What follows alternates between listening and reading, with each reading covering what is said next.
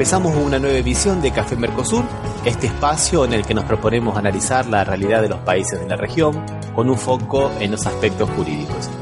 Hacemos este programa desde Rosario, Argentina, quien les habla, Osvaldo Di Princio y Daniela Burlini, y de San Pablo, Brasil, Ramiro Cayano Blanco. Este programa se transmite por RCA, radio oficial de Resistiendo con Aguante, y también por la radio Las Voces del Muro. Los programas anteriores se encuentran en iVoox y en iTunes como Café Mercosur. También nos pueden encontrar en www.cafemercosur.com y en las redes sociales, Facebook y Twitter, también como Café Mercosur.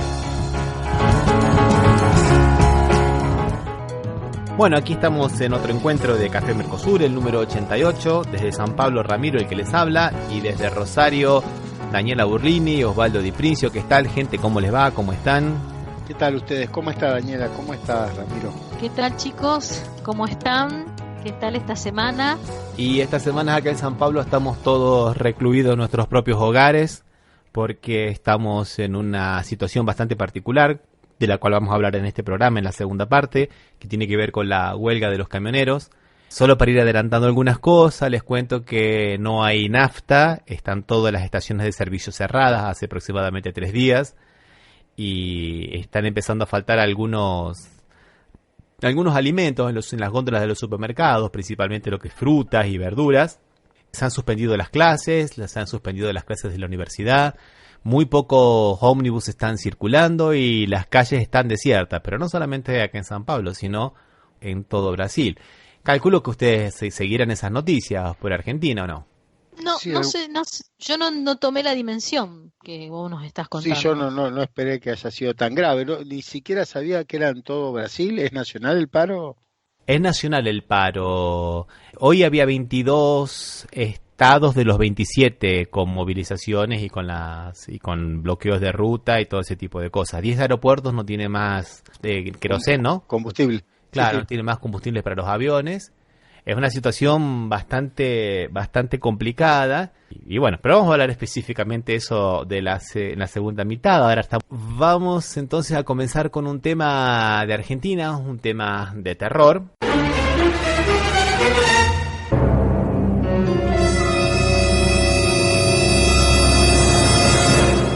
Podríamos llamarlo también un refresh, ya lo habíamos tratado un poco a lo largo de nuestros programas, que tiene que ver con nuevamente la gendarmería haciendo operativos violatorios de las leyes en la Villa 21. Y nuevamente tiene que ver con la gente de la Garganta Poderosa y también frente a la casa de uno de los testigos, que ya habíamos hablado. ¿Se acuerdan de esos 2 jóvenes que la prefectura los había llevado, le había hecho simulacro de muerte, los había golpeado y los había amenazado de que los iba a tirar al riachuelo para que se murieran ahogados? ¿Se acuerdan, no? Sí. Y bueno, esta semana justamente tienen que testimoniar en el juicio que se le está haciendo a 6 prefectos por esta acción truculenta. Y bueno, ¿qué les parece si escuchamos el audio Nacho Levi de la Garganta Poderosa, que cuenta más o menos cómo fue esto que ocurrió el día sábado 26?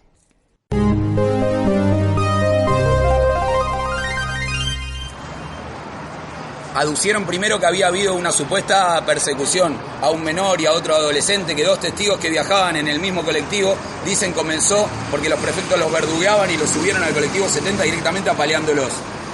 Los bajaron furiosamente en la puerta de la casa de Iván Navarro, en Iriarte al 3500, frente a la Casa de la Cultura, donde vive la familia que tiene que declarar esta semana en el primer juicio oral que se eleva contra la Prefectura Naval por las torturas a nuestros compañeros Iván y Ezequiel el 24 de septiembre de 2016. Frente a su casa bajan con estos 2 menores y provocan una trifulca, golpeándolos, hostigándolos, de manera que obviamente iban a reaccionar los vecinos, que tampoco reaccionaron de manera violenta. Reaccionaron acercándose, interpelando a los funcionarios que estaban actuando de manera hostil contra los menores para que dejaran de hacerlo. La respuesta fue una represión absolutamente injustificada, con gases lacrimógenos, con balas de goma, que terminó, oh casualidad, baleando el frente de la casa de Iván, donde vive el padre de Iván, que tiene que declarar este mismo viernes, después de que el último viernes, tras la declaración de Ezequiel, lo persiguieran también hasta su casa diciendo ahí va el buchón, van a ver lo que va a pasar. Bueno, efectivamente vimos lo que pasó.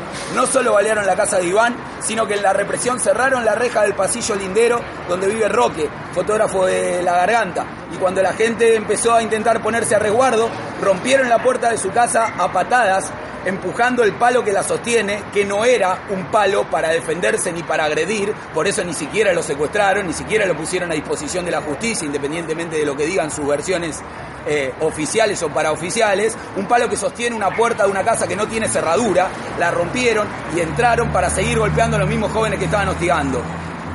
Pablo, nuestro compañero, cuñado de Roque, vive en la misma casa, una casa donde conviven 3 familias de la misma familia.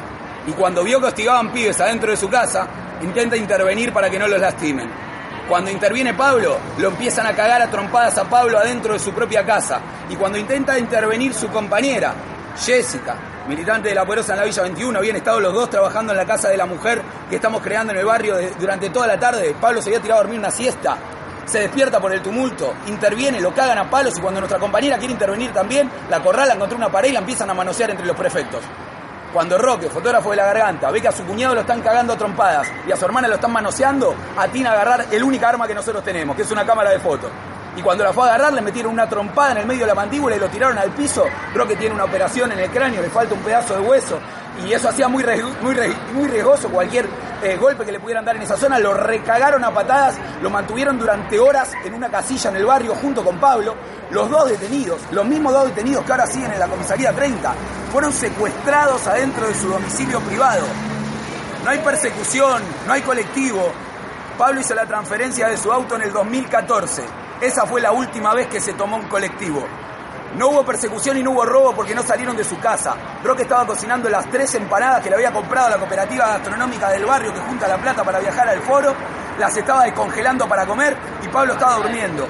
Y de golpe terminaron maniatados y cagados a palo por la prefectura que todavía los tienen jaulados acá adentro. En el mientras tanto, a Mona, hermana de Roque, la hicieron pasear por toda la villa en patrullero durante 80 minutos. Dijeron que la traían a la comisaría 30, que queda a 15 cuadras. Pueden tardar 5 minutos o 15, no 80. Nunca llegó a la comisaría 30. En la 30 nos decían que estaba en la 32, que no tiene alojamiento para detenidos. Y en la 32 nos decían que la tenían en la 30. Durante 80 minutos no sabíamos dónde estaba la hermana de Roque. Y después nos enteramos que estuvo dando vuelta en un patrullero. Hasta ahora nos siguen provocando porque ellos quieren discutir lo que pasa en la comisaría. Pero nosotros queremos discutir lo que pasa en el barrio. El próximo viernes, una caravana de vecinos, vecinas, movimientos populares, curas villeros, maestro villero, vamos a salir a las 8 de la mañana de la puerta de la casa de Iván, en Iriarte a 3500, para acompañar a la familia que va a ir a declarar, porque el barrio ya no se calla, porque en la causa de Iván y Ezequiel se juega la visibilidad de todos estos casos que venimos denunciando estérilmente todos los días en nuestros barrios, y si hoy no hay tumultos en la puerta de la comisaría, si no convocamos fervorosamente a venir a agitar acá, es porque ya entendimos, es porque algo aprendimos de dónde quieren poner el eje de la discusión. El único eje de la discusión es qué hizo la prefectura ayer en el barrio. A quienes torturaron a Iván y Ezequiel el 24 de septiembre de 2016 diciéndole que grite, que total nadie los iba a escuchar, los sentamos en el banquillo de los acusados y están ahora procesados con prisión preventiva. A los que cometieron ayer toda esta barbarie, toda esta masacre, todo este operativo ilegal, también lo vamos a sentar al banquillo de los acusados. Pero en algún momento nos tenemos que poner a pensar cuándo van a estar en el banquillo de los acusados los responsables políticos de que estas prácticas sucedan de manera sistemática adentro de nuestros barrios. Más de 1000 denuncias a la Fuerza de Seguridad en un solo mes ha denunciado el Control Popular a la Fuerza de Seguridad. Y tan solo en este mismo barrio, lo denunciamos en televisión en el programa de Marcelo Lotoviaga esta misma semana, solo en la Villa 21 y 24, entre abril y mayo, 6 casos de torturas anteriores a esta que repiten prácticas sistemáticas desde golpizas aberrantes hasta prácticas humillantes como obligarlos a cantar una canción con un revólver en la cabeza o someterlos durante horas arrodillados abajo de la lluvia, hasta el levantamuertos, que es la nueva técnica. En su momento un balín con un elástico que le dan la cara, en el pecho, después electricidad antes, durante y después de la discusión de las Taser, y ahora el levantamuertos, gas pimienta en los ojos de chicos adolescentes maniatados para que se retuerzan en el piso. Esa es la realidad que se está viviendo en los barrios, y eso es lo que tenemos que discutir, no la comisaría que ya tienen que liberar a nuestros compañeros. Es responsabilidad del juzgado 29 de Karina Rodríguez que nuestros compañeros recuperen la libertad de manera inmediata, porque no existen pruebas testimoniales, porque no hay riesgo procesal, porque no secuestraron ningún elemento del supuesto delito, porque los médicos legistas no registraron lesiones en subprefectos y sí las registraron en nuestros compañeros, y porque la única arma que está secuestrada es la arma oficial de la Prefectura Naval Argentina, con la que dispararon en la fachada de la casa donde vive Iván Navarro y la familia, que esta semana tiene que declarar por la denuncia de tortura de la misma fuerza de seguridad en este mismo barrio.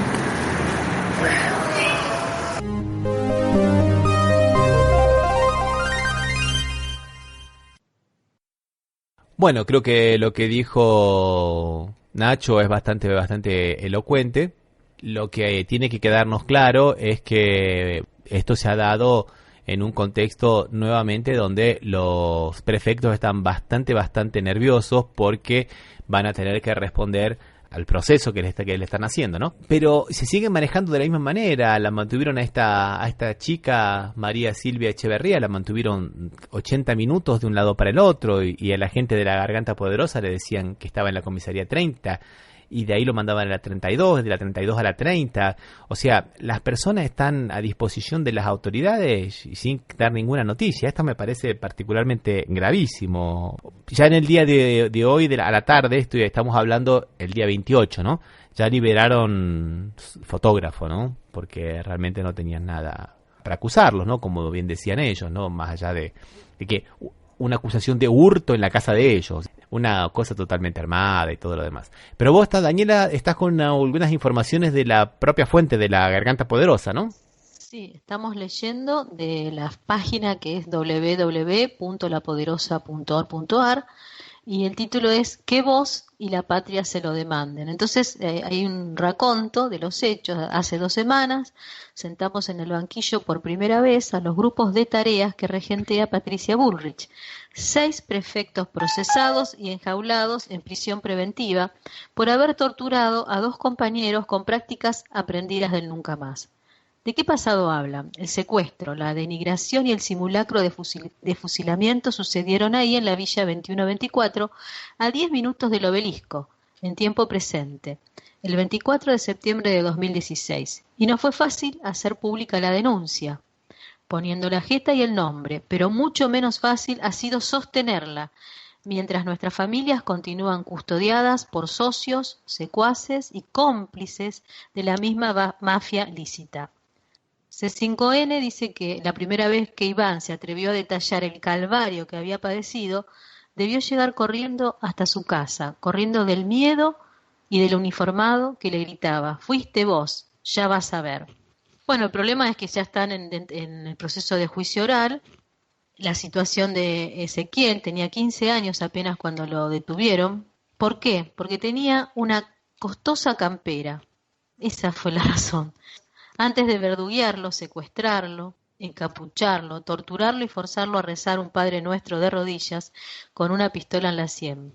Y hace una semana, sí, este último viernes 18, debió volver a correr por su vida, por su valentía y porque otra jauría de prefectos lo persiguió acusándolo de buchón. A la misma hora, idénticos fantasmas con escopeta y sin identificación encerraban a Mariano en un callejón del barrio para preguntarle si realmente se creía salvo por ser parte de la Poderosa. Ojalá, pues tristemente no hay una persecución a una organización, hay una persecución a una generación entera que no tiene canales para visibilizarlos ni visibilizarse, y cuando los tiene, los paga muriendo. Es muy fuerte la nota que escriben. ¿Qué les parece? Sí, que realmente es fortísima, ¿no? Lo que cuenta el calvario que viven estos chicos por estar ahí y formar parte de una organización, que son los primeros, una organización que tiene mucha influencia en la Villa 21 y en algunas villas más de Buenos Aires, y que por solamente ocupar ese lugar son perseguidos por una fuerza militarizada como la prefectura, que no tendría nada que hacer ahí porque está para cuidar en las fronteras marítimas del país, como la Gendarmería está para cuidar las fronteras terrestres. O sea, no están sacadas de su lugar natural para hacer una tarea la cual no están preparadas y que la hacen de esta manera. Y después sigue la denuncia y dice que presentaron 6 denuncias más por similares y recientes casos de torturas entre abril y mayo. 6 casos de tortura, todos de prefectura, en el mismo barrio, en solo 2 meses, en pleno juicio, con métodos espeluznantemente repetidos de manera feroz y atroz, palizas desquiciadas y prácticas humillantes que van desde conciertos a punta de pistola o largas horas arrodillados bajo la lluvia, hasta sucesivas sesiones de levantamuertos. Y eso, la última tendencia, gas pimienta en los ojos de chicos maniatados, para verlos retorcerse en el piso. Esta es la nota que presentan bastante como ejemplificativa, no dan lugar a dudas. A mí me parece que lo bueno es que, al menos, desde ustedes van a decir es una formalidad, pero el juicio se está haciendo y por eso esta gente de alguna manera reacciona de manera tan violenta, pero ellos están procesados y yo creo que van a salir condenados. ¿A ustedes qué les parece? No sé si van a salir condenados, pero está bien, por lo menos hay un juicio y esto se... No, digo, no me animaría a decir que sí o que no, porque lamentablemente sabemos que a veces la justicia toma partido por el lado donde soplen los vientos políticos, ¿no? Y, por ejemplo... Sí, tenés razón, Ramiro. En otra época, por ejemplo, estos chicos no hubieran estado 48 horas detenidos por una acusación tan... O sea, tentativa de hurto. A ver, tentativa de hurto. Ni siquiera fue un hurto, tentativa de hurto. Y bueno, y sin embargo la jueza del juzgado 29, Karina Jiménez, dice que los dejó detenidos, aunque en la declaración indagatoria les iban a reconocer la presunción de inocencia. Gente, la presunción de inocencia no se reconoce en la indagatoria, se reconoce siempre. No tendría que estar preso si no hay un mínimo de materialidad, por lo menos del hecho delictivo. La presunción de inocencia se manifiesta cuando uno pierde el estado de libertad, cuando no hay causa suficiente para que pueda estar detenido, ¿no? Lo tienen 48 horas detenido y dice, le vamos a respetar la presunción de inocencia cuando estuvo detenido. Sí, no, mira, realmente la justicia tiene cosas bastante complejas. Hoy estaba leyendo una sentencia en donde a un tipo que está procesado por un abuso sexual con acceso carnal, ¿sabés por qué lo liberaron? Porque la declaración la dio frente a los psicólogos o los psiquiatras. Entonces es una declaración que está obtenida no dentro del marco, digamos, de las garantías que debe tener el imputado. Y por esa razón está probado, está reconocido el hecho y el tipo quedó libre. ¿Y la víctima? Sí, la titulan así: la intimidad es sagrada, porque su confesión fue durante una sesión de terapia. Según señalaron los jueces, eso vulnera el derecho a la intimidad. Bueno, ojalá con todo se tenga tanto celo por la formalidad jurídica. Por el derecho, sí, realmente, ¿viste? La intimidad es sagrada. Ahora la vida de la víctima de un abuso sexual. Bueno, gente, vamos haciendo nuestra primera pausa musical y después continuamos con el programa y vamos a escuchar un tema propuesto por Daniela, de una banda que se llama, Daniela, Tongo. ¿Y qué escuchamos, Daniela? Quiero ver el sol.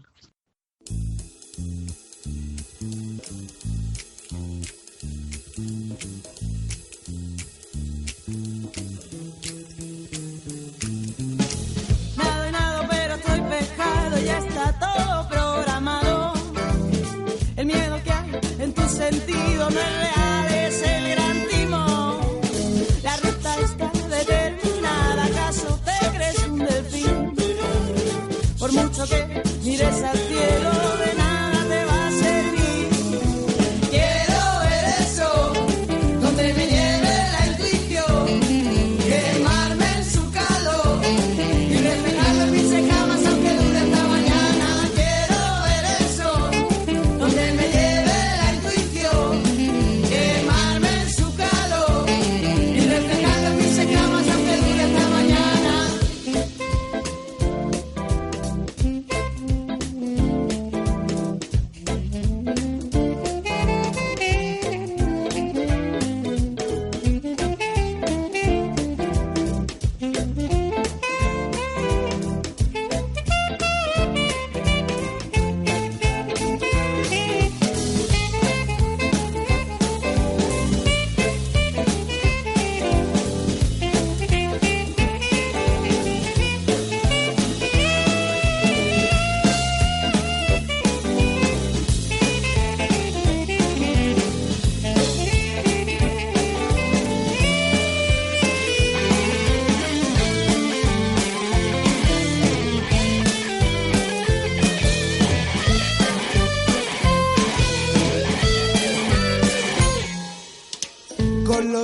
ojos abiertos después del letargo, añoras el tiempo que has malgastado,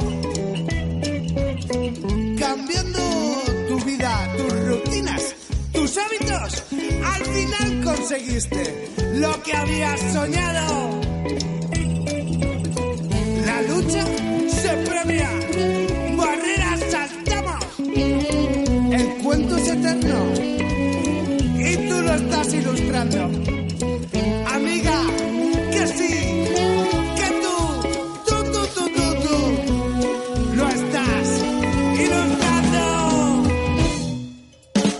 Nada y nada, pero estoy pecado, ya está todo programado. El miedo que hay en tu sentido no es real, es el gran timón. La ruta está determinada, ¿acaso te crees un delfín? Por mucho que mires al cielo, de nada te va a servir. Quiero ver eso, donde me lleve la intuición, quemarme en su calor y reflejarla en mis escamas aunque dure hasta mañana. Quiero ver eso, donde me lleve la intuición, quemarme en su calor y reflejarla en mis escamas aunque dure hasta mañana. Quiero ver eso, que me ilumine, donde me lleve, quemarme en su calor y reflejarla en mis escamas aunque dure hasta mañana. Quiero ver eso, que me ilumine, donde me lleve, quemarme en su calor y reflejarlo en mis escamas aunque dure hasta mañana, y reflejarlo en mis escamas aunque dure hasta mañana, y reflejarlo en mis escamas.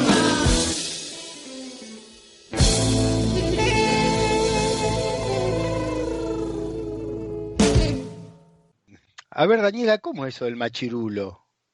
¿Te dijeron alguna vez machirulo a vos? No, pero lo escuché que ahora estaba en todas las redes sociales, salía la palabra machirulo y no sé bien de dónde salió. Mira, yo lo empecé a escuchar al machirulo de las feministas españolas. Viste que hay un podcast que Ramiro lo difunde mucho, que es Radio Japuta, y las chicas usan mucho el machirulo.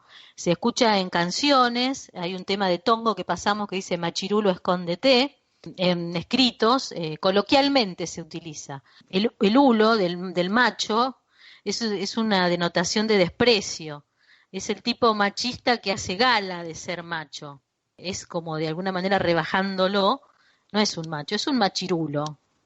Es un ser dentro de lo que se puede, el feminismo considera el machismo, despreciable. Ah, como Mauricio Macri.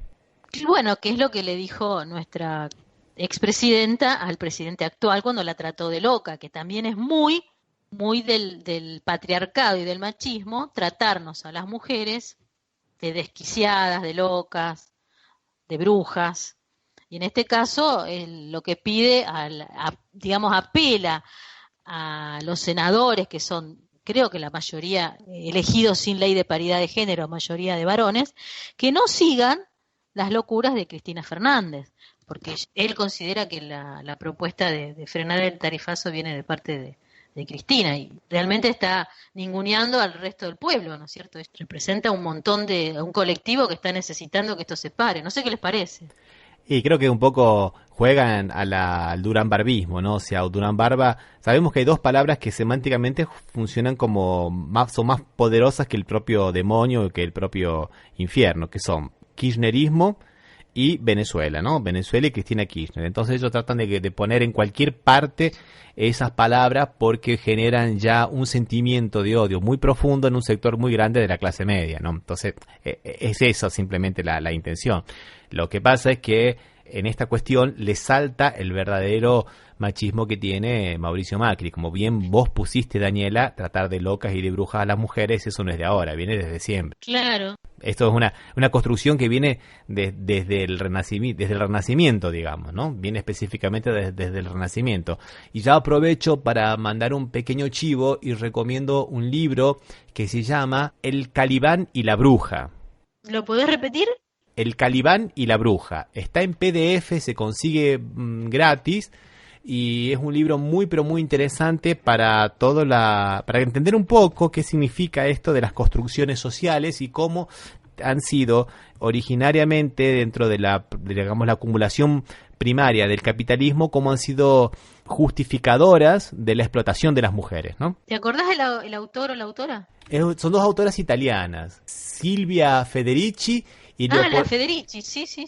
y Leopoldina Fortunati. Lo encuentran así, Sí. Calibán y la bruja. Lo encuentran en PDF tranquilamente en el Google. Y siguiendo con temas de mujeres, vamos a hablar de una noticia de terror.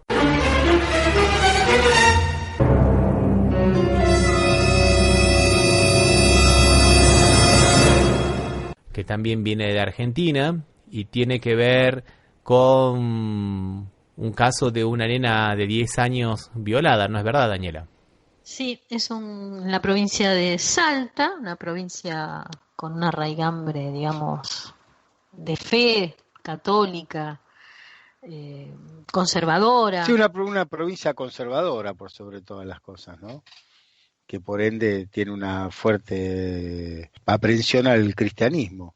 Y bueno, la nota que pone Mariana Carvajal en página 12 es muy conmovedora, donde relata la historia que atraviesa, no solo porque ella hace como una investigación periodística en donde esta niña que está embarazada, que la lleva la mamá porque tiene dolores abdominales y los médicos o las médicas no están preparados para advertir estas situaciones de abuso, la mandaban a la casa pensando que tenía una constipación, hasta que la situación avanzó y avanzó.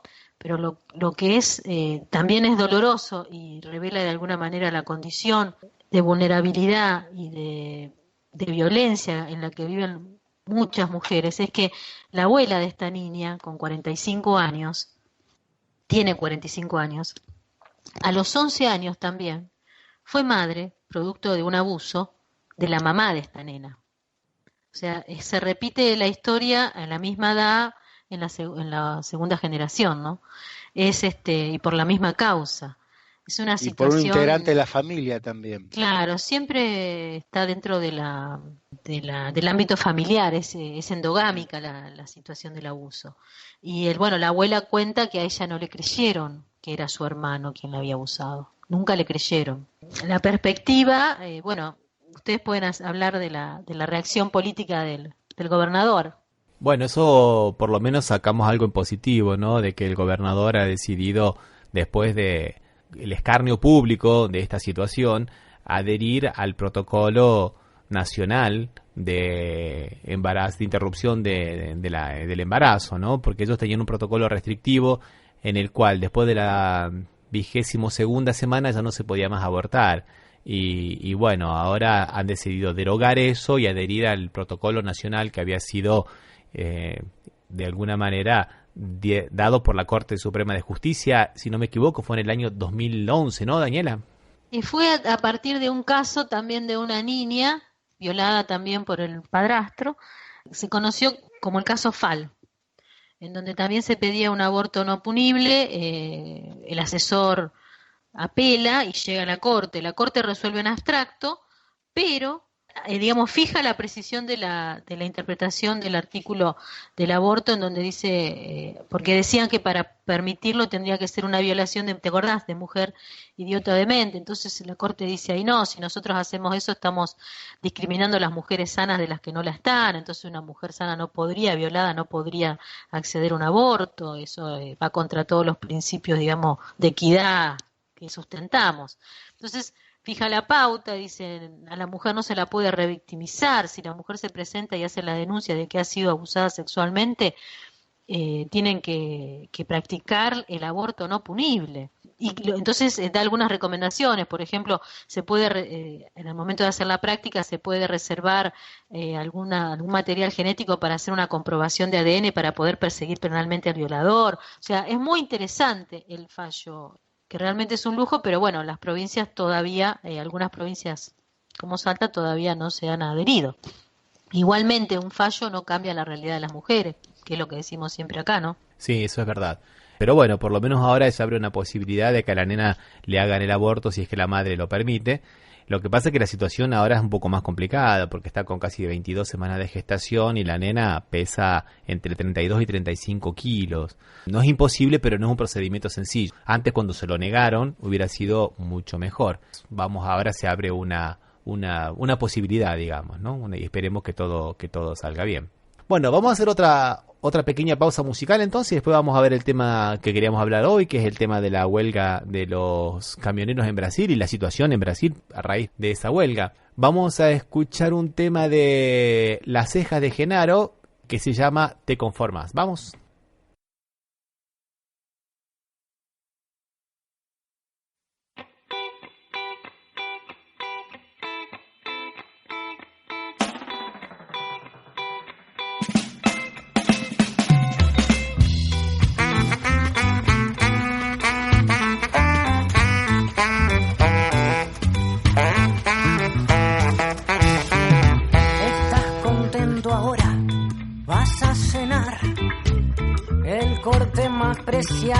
Ese que soñás, andas dudando, pero no querés saber de qué forma se te están inflando los pies.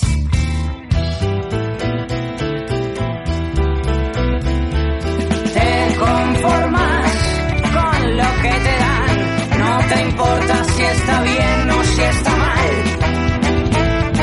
Te conformas con lo que te dan, no te importa si está bien o si está mal.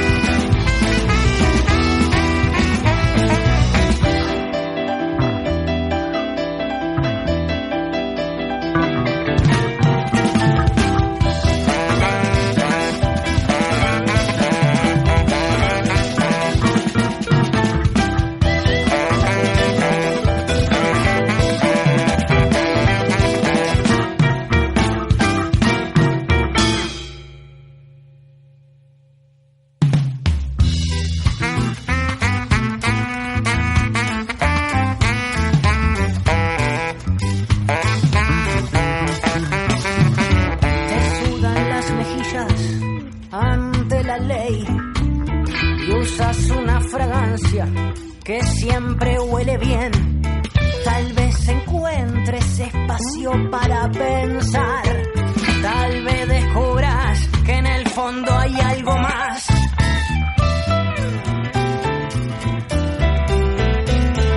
Te conformas con lo que te dan, no te importa si está bien o si está mal.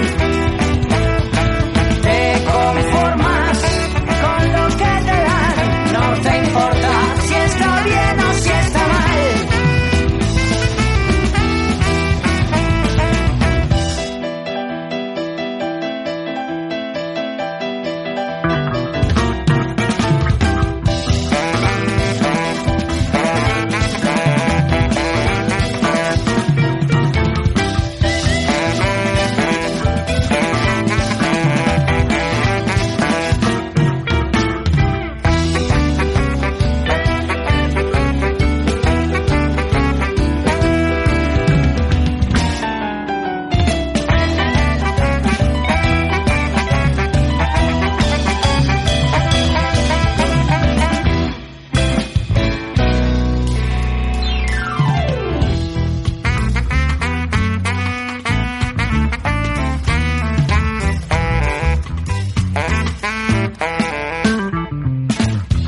Con fuego y no siempre es verdad que tu usuario estaba de casualidad. Cerras los ojos y la dejas pasar. Total, a fin de mes sabes vas a cobrar.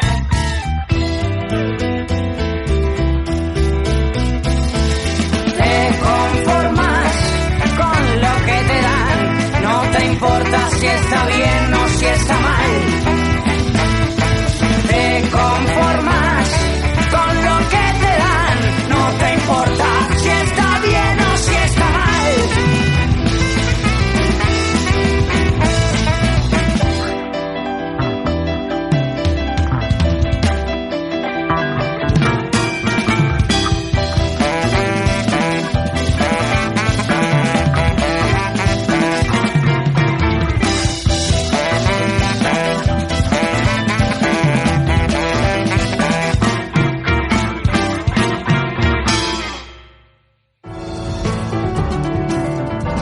Estás escuchando Café Mercosur. Por las radios RCA, Resistiendo con Aguante Oficial y Las Voces del Mundo. Bueno, y ahora yendo a la parte del programa que nos habíamos propuesto tratar hoy, que es el tema de la huelga de camioneros y la situación en Brasil, vamos a comenzar diciendo que este programa lo estamos grabando el día 28, lunes 28, casi a la medianoche. ¿Por qué estoy diciendo esto? Porque la situación aquí cambia hora a hora. Hay nuevos... Es tan rápido lo que va pasando que posiblemente cuando este programa salga muchas cosas pueden haber cambiado. Ramiro, vos hablaste hoy que hoy era 28 de mayo. ¿Cuándo empezó esta medida de fuerza de los camioneros? Empezó el día 21, muy buena pregunta, Osvaldo. Las negociaciones con los camioneros se vienen así realizando desde enero. En realidad no se realizan. Los camioneros vienen manifestando su malestar desde enero. Y el día 15 le mandaron una nota al presidente Temer, en la cual si no se iniciaban las negociaciones rápidamente, iban a iniciar la huelga el día del 21. Y como no tuvieron ninguna respuesta, la iniciaron, lógicamente, ¿no? Una pregunta. Acá en Brasil, acá en la Argentina, bueno, hay una costumbre por nuestro propio modelo, de que se negocia por sector y se hacen convenios colectivos. En Brasil, ¿es parecido el sistema? ¿Se negocia por rama con convenios o en realidad esto es una cuestión que no es habitual en las demás ramas del trabajo de la industria en Brasil? Es una muy buena pregunta, Osvaldo. Es una muy buena pregunta y no tiene que ver con los camioneros. Y por eso me parece una excelente pregunta. Porque en realidad acá el 70% de los camioneros son empresas de camiones. Ajá. O sea que son más o menos empresas que tienen 700.000 camiones, son aproximadamente 1 millón de camiones. Y hay apenas 300.000 camioneros, es el 30%, que son autónomos. O sea que gran parte son las empresas de transporte, ¿no?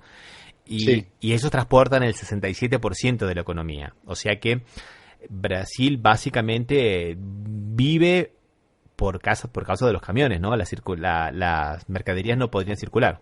Claro, un país tan extenso y tan grande necesita indudablemente de la distribución a través de camiones, ¿no? Sí, Osvaldo, sí, tenés razón. Acá son prácticamente las dimensiones de Europa, ¿no? Son 8,5 millones de kilómetros cuadrados y las distancias son larguísimas. Viajes normalmente que duran de 2.000, 3.000, 4.000 kilómetros, suelen durar 3, 4 días y los camioneros son una categoría bastante precarizada. Se calcula que el 78% consume cocaína para poder mantenerse despierto y trabajan aproximadamente hasta 19 horas por día o a veces hasta más. Y el que no usa cocaína usa algún otro tipo de anfetaminas, que calcula que más o menos el 30% también usa anfetaminas. Y lo que le pagan es muy pero muy poco. Entonces las reivindicaciones que ellos querían eran básicamente dos, ¿no? Primero, que bajara el precio del gasoil, que era muy alto. Y segundo, el tema del peaje, porque según la ley 13.103 del 2015, que es llamada de la ley del camionero, no deberían cobrarle cuando van con el eje cuando van con los ejes levantados. Viste que a los camiones les cobran por eje. Ah, sí. Ajá. Eso sería cuando no están llevando carga, sería. Exactamente. Claro, entonces, porque si no tienen que pagar sin recibir retribución. Che, Ramiro, una cosa, pero el reclamo es de los autónomos o de las empresas. Es interesantísimo, Osvaldo, porque esto es un movimiento. Entonces comenzó siendo por las empresas, ¿no? Y por la Confederación Nacional de los Transportadores Autónomos. Pero después se hizo de todo, eso que comenzó siendo de los patrones, que comenzó más que como una huelga, como un verdadero lockout, se transformó en una huelga y ahora nadie sabe quién es el representante, porque están totalmente atomizados, ¿no? Y al haber tanta atomización, los patrones medio que se apropiaron de la pauta de los camioneros, pero no hay una pauta unificada. Ellos tampoco tienen muy claro lo que quieren. Muchos piensan que bajando los impuestos provinciales van a poder bajar el precio del gasoil, digamos, ¿no? Sí. Pero lo que pasa es que esto no es únicamente el problema de los impuestos provinciales, que son altos, claro, ¿no? Acá el problema es de la política de Pedro Parente, que es el presidente de la Petrobras. Un hombre indicado por Fernando Henrique Cardoso. No nos olvidemos de que Temer no gobierna solo. Temer gobierna en coalición con Enrique Cardoso, que es el partido... La socialdemocracia brasilera. Socialdemocracia, el PSDB sería. Claro, del PSDB. Que Pedro Parente ya había sido presidente de la Petrobras en los años 90. Y después dejó de ser presidente de la Petrobras para ser ministro de Energía cuando se produjo un apagón histórico acá en Brasil, que había racionamiento de electricidad y todo ese tipo de cosas. O sea que son los mismos.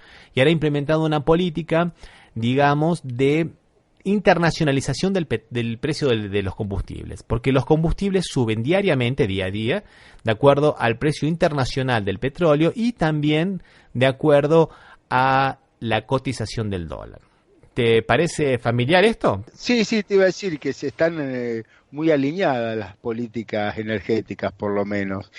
Acá, en el mismo sentido, el precio del combustible se evalúa de acuerdo al costo internacional del petróleo y al aumento del dólar. Si aumentan esas dos variables, aumenta el combustible, que a su vez van aumentando el precio de los productos, porque se tiene que transportar de alguna manera. Y también acá hay mucha dependencia del transporte en camiones y por ruta. Al no tener la red ferroviaria, medio estar prácticamente en algunos abandonada, como la Belgrano, no sé allá si será lo mismo, Ramiro. Allá también es el ferrocarril como medio de transporte, no tiene tanta incidencia. Es interesante, Osvaldo, que esa es uno de los grandes problemas. El gobierno del Partido de los Trabajadores había empezado con grandes líneas ferroviarias, 2 ejes, uno norte-sur y uno este-oeste, y que han sido abandonadas. Entonces, lamentablemente, como te decía, el 67% de lo que se transporta en Brasil es por camiones, por transporte, digamos, de ruta, carretero, y gran parte es por fluvial, principalmente todo lo que va a la región del Amazonas. No nos olvidemos que desde Manaus, por ejemplo, que es una capital muy importante y que es una zona franca y que también es un polo de industria de celulares y relojes. No sé, y máquinas de afeitar y cualquier producto que sea... cualquiera de esos productos de consumo masivo se producen en Manaus, ¿no? Bueno, y Manaus no tiene carretera que la comunique, o sea que se hace por río.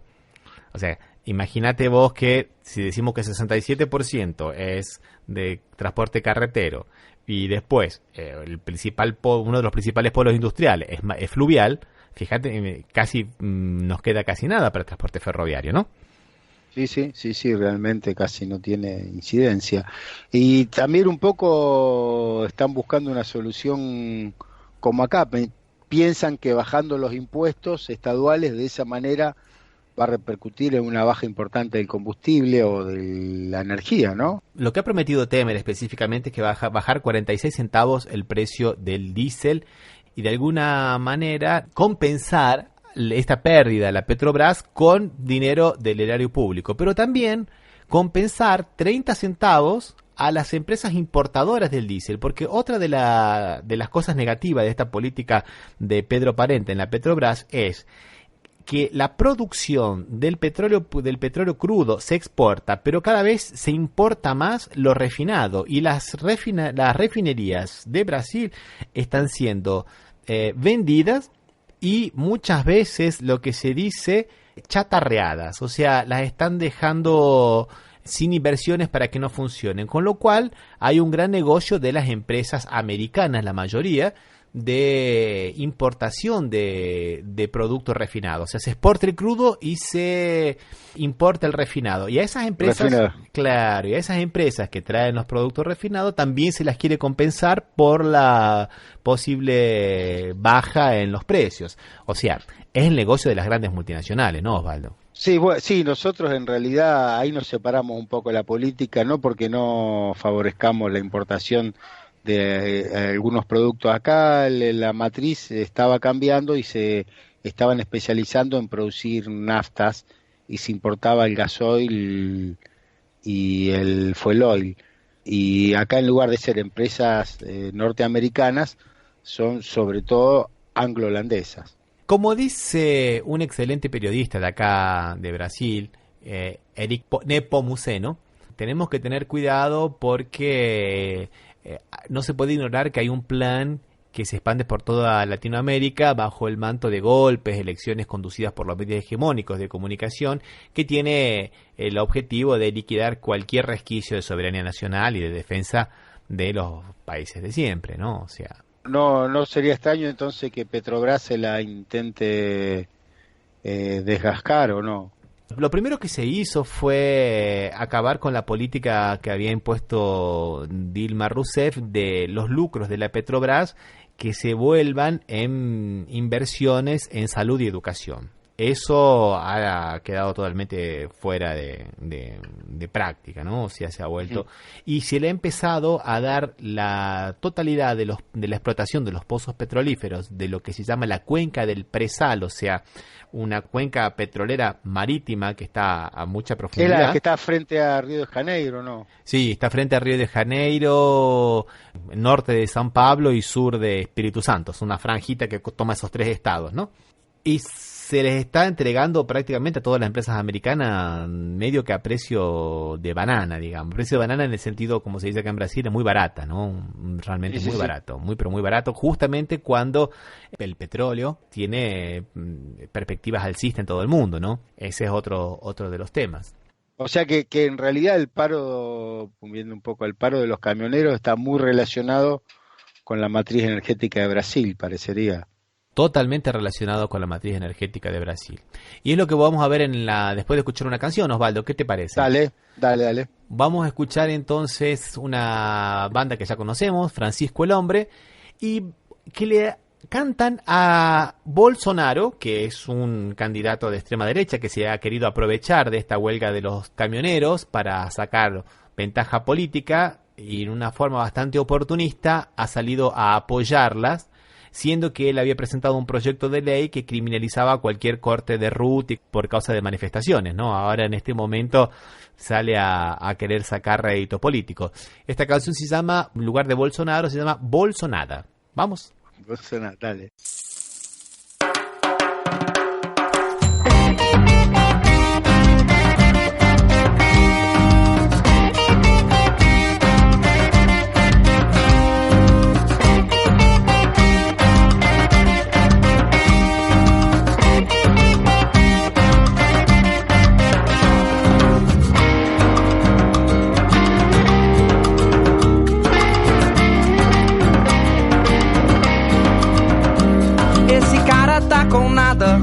Sabe pouco do que diz, muito blá blá blá que queima quem podia ser feliz.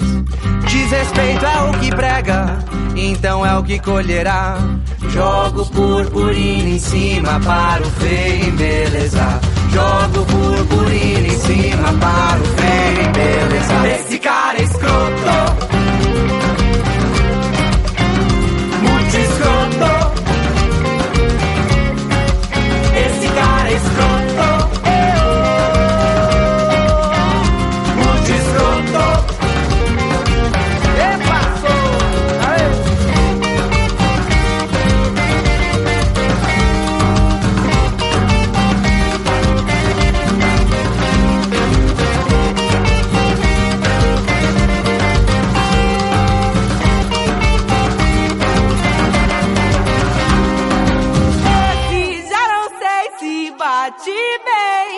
Se é um fascista é concedido cargo alto e voz viril, vai lucrar do desespero, tal loucura já se viu. Bolso dele sempre cheio, nosso copo anda vazio.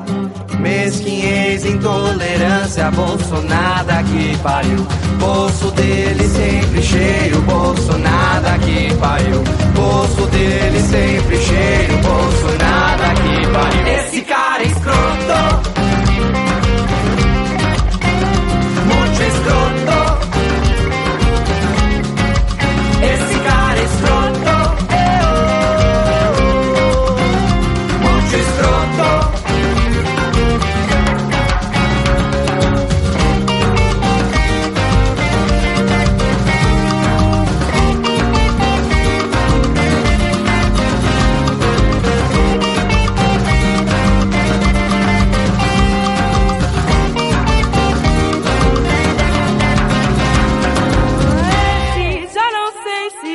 Guachipe.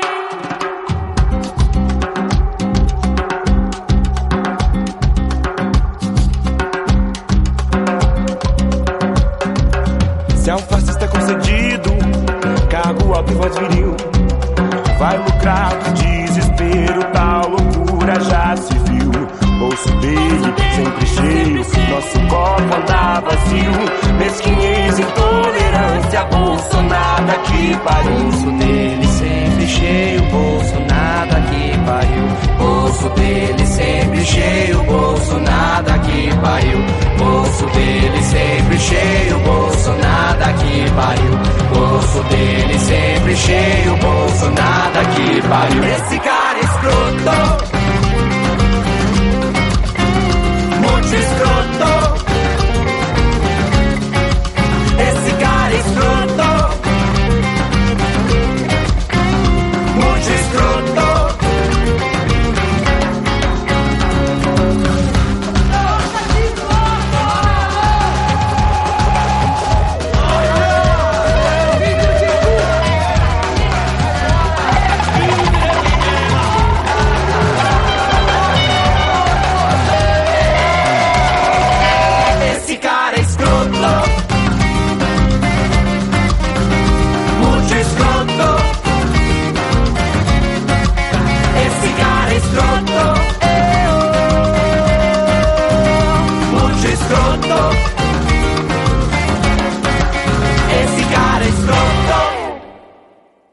Bueno, siguiendo entonces con el programa, Osvaldo, lo que más o menos te comentaba, ya en los últimos 3 días Michel Temer dio 2 comunicados a la Nación, bastante contradictorios.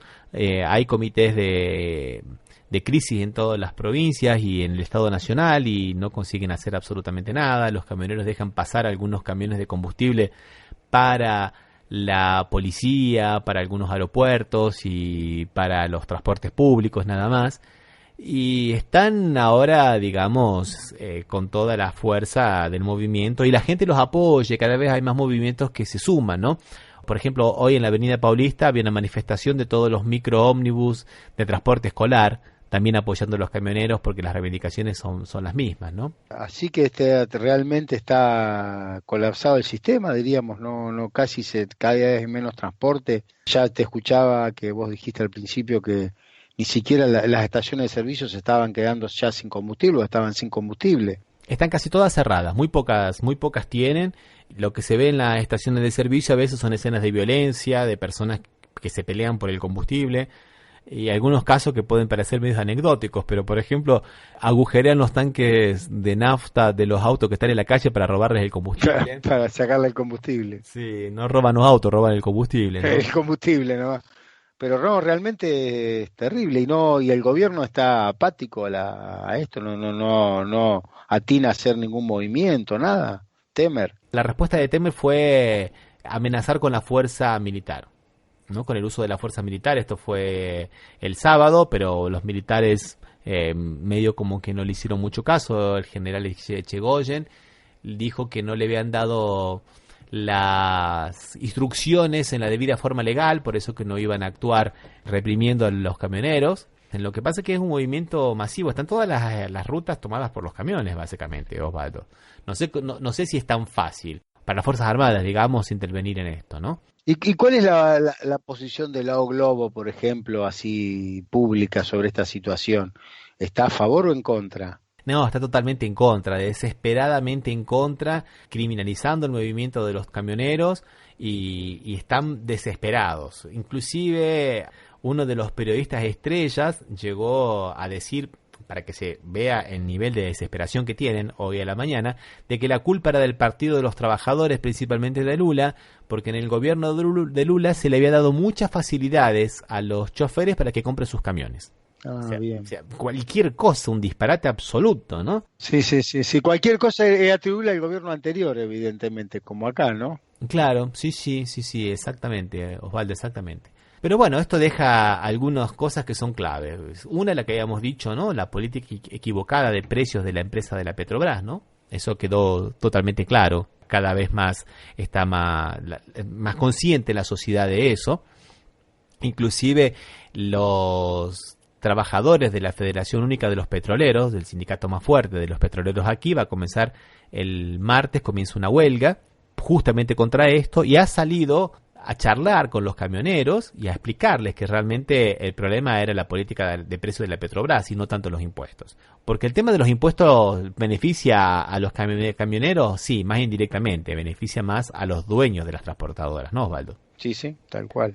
La falta de una agenda de crecimiento para la resolución de la crisis económica profunda, ¿no? Eso ha hecho con que, por ejemplo, los salarios no aumenten, la inflación esté muy baja porque estamos en épocas a veces de recesión, a veces de crecimiento muy, muy bajito, pero de junio del año pasado a mayo la inflación fue del 3% y los combustibles subieron el 50% y los salarios no subieron mucho menos que el 3%, ¿no? ¿Cuál es el precio en dólares de un litro de una nafta premium así? Y bueno, ahora había llegado a $1.40 más o menos. $1.40 sería algo así como 35 pesos más o menos. Ah, más cara que acá, mira vos. Sí, estaba un poquito más barata cuando yo viajé en abril y ahora está más cara. Y ahora está, porque no para de subir, de enero hasta ahora subió el 37% la nafta, ¿no?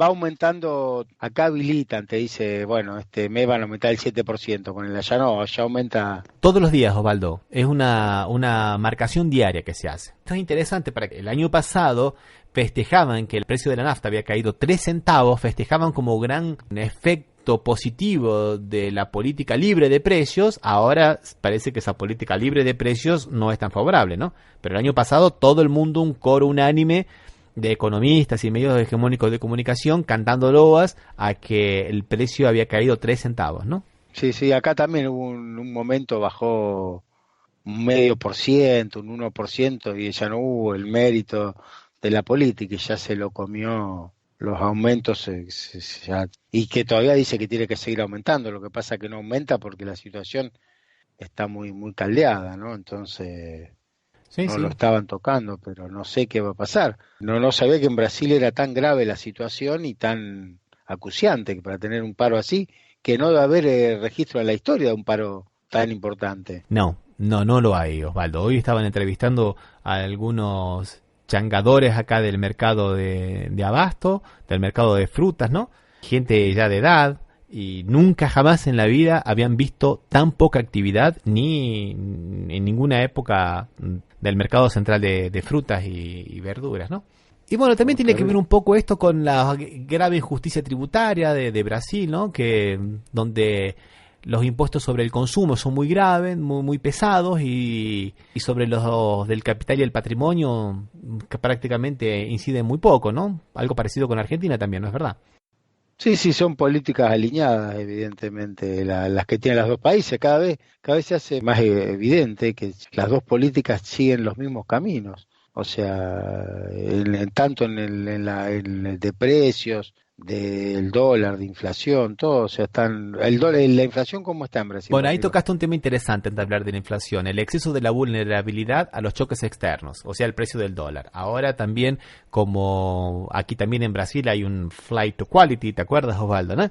O sea, salimos para la calidad, vamos a poner nuestro dinero en Estados Unidos porque subieron un poquito la tasa de interés que pagan los bancos americanos, entonces están saliendo los capitales golondrinos de Brasil, lo que hace que suba el precio del dólar y suban los combustibles, ¿no?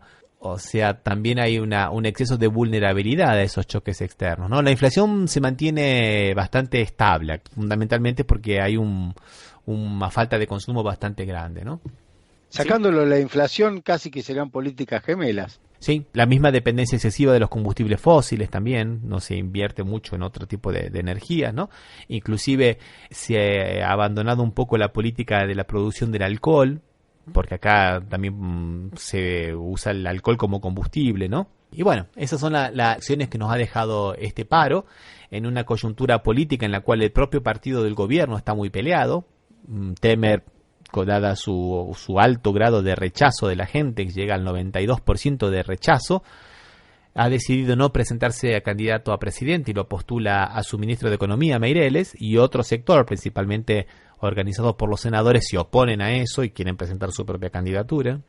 por el otro lado hay problemas entre esta coalición entre el PMDB o MDB, como se llama ahora, que le han sacado una P para que quede más moderno, y el PSDB. ¿Y el PT cómo está moviéndose en esta coyuntura? Lula ha lanzado su candidatura a presidente el domingo y según la última encuesta de opinión de la empresa Ipsos, vencería ya en el primer turno. Hay que ver si le permiten que inscriba la candidatura y bueno, está un poco en esa situación. Está un poco dependiente ahora de lo que va a hacer la justicia, que es un tema bastante complicado también porque la justicia brasileña tampoco es confiable, ¿no? Así que no sabemos qué puede pasar. No tan confiable como en la Argentina, seguramente. Estamos por ahí. Bueno, dejamos por aquí entonces. Recordamos que este programa sale por las radios RCA, Radio Resistiendo con Aguante Oficial y la radio Las Voces del Muro. Y que también nos pueden encontrar en las redes sociales Facebook y Twitter como Café Mercosur. Y que pueden escuchar este programa a través de iVoox y iTunes y también de Radio Cut o en nuestra página de internet www.cafemercosur.com. Un abrazo, Osvaldo, hasta la próxima. Un abrazo, Ramiro, hasta la próxima.